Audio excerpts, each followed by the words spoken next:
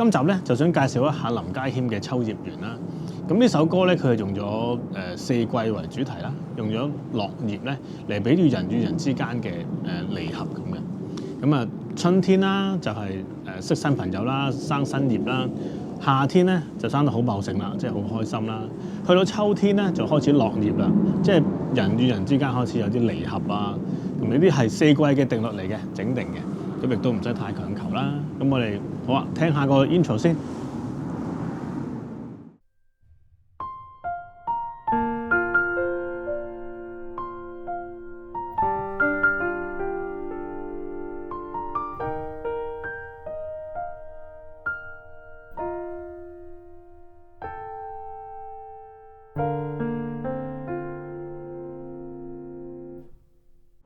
呢個 intro 咧，佢編排咗喺鋼琴比較高音嘅位置啦。